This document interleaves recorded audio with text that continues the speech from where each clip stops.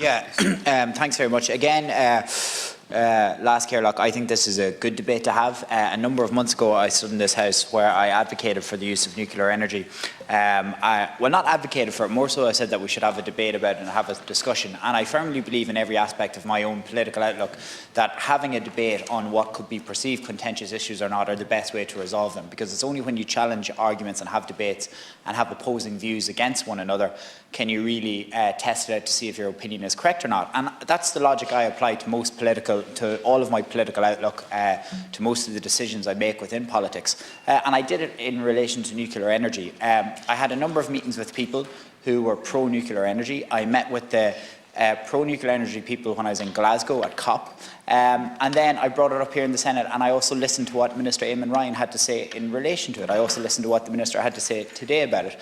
And again, I've changed my view somewhat on it based on being able to listen to the arguments of both sides. And it's not to say that people who propose nuclear energy have a certain view or anything like this, but it's not, as Minister Ryan said, I believe, the magic bullet. It's not something that's going to be able to resolve the situation. It's not going to help us get to 70–80% renewables by 2030 at the expense of wind energy or solar. It's just not.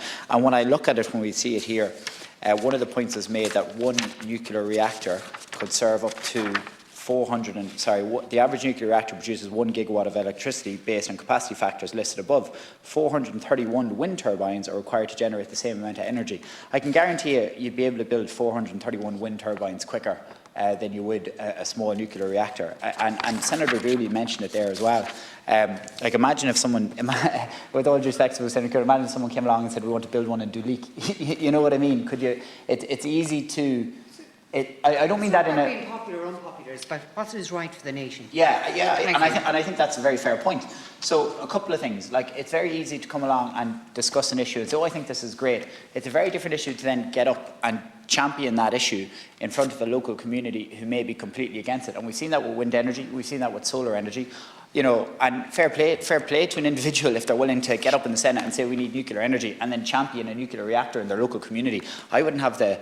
I'm just being honest, I wouldn't have the ability to do that. But the other point about it is, and Senator Keoghan is quite right. Dictatorship, I suppose, is what you say. Yeah, so... I was trying to think of a witty response to that, Senator Bullen, but I failed on this occasion. Anyway, the point is, and more power to you and fair play, if you're willing to make the right decision, as Senator Keoghan mentioned, to actually say, well, this is the right thing we need to do. But it may be a good idea or the right thing to do, but it's not going to get us there anywhere quicker than what renewable energy is going to help us get there.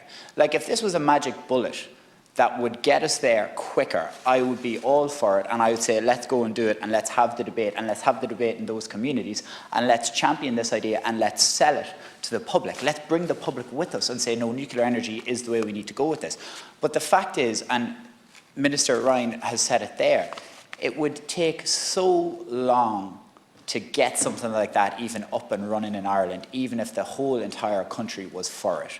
It would take so long to build it, to get it into the grid, to get it working, to be able to serve our system. I just don't think it is. I just don't think it's feasible, really, at any stage, because we are so far behind on the debate itself. But that is just, I'm using myself as an example where 6 months ago I said we should be having the debate about it. I think what Senators Keoghan and Mullen have said about it is completely legitimate. I also think what Minister Ryan said was very good. And I think that's the debate that should be had in public, because the point is, let's have the debate. And I think I've had the debate in this chamber myself, and I'm willing to say that I have changed my views on it, and over what I've said now is what I think is very useful. Another point that Minister Ryan said, and I had this conversation earlier on with a friend of mine who used to work in this House, who now works in policy in the European Union. And he mentioned about Repower EU, which is a plan to rapidly reduce dependence on Russian fossil fuels. And what that is going to do is, that is acknowledging the situation we have in the European continent. It is going to be dramatically fast forward, supercharge, for want of a better word, the transition. And we're going to do that through a whole number of ways. But the two things that I want to focus on is what we're going to do in relation to EU solar energy and the solar rooftop initiative. I think this is great, and I'm just going to pick out a small thing.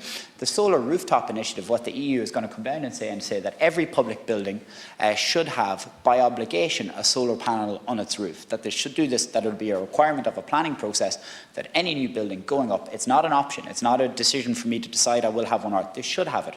It's through small measures like that that is going to absolutely reduce our dependency on Russian oil and gas. It's going to increase our own ability in terms of renewable energy, and it is going to help us get to those targets by 2030 and further on. So I think this debate has been a very good one to have. I really appreciate Senator Mullen and Senator Keoghan for bringing it to the floor today, because this is the essence of this chamber when we're able to debate issues. I don't think, though, that nuclear is the silver bullet. I don't think it's the one that is going to help us get there anyway quicker. We all want to get to the same place, whether we're on the political left, the political right, or in the centre in this country. We all agree climate change is an issue. It's the biggest issue facing this generation, this world. We all agree on that. And we all agree that we have to do something to stop it and stop the temperature of the world rising. But I don't think on this occasion nuclear energy is that magic bullet. I don't think that will help us reach our targets anywhere quicker. And for that reason, I can't support this motion, but I can support the government's amendments.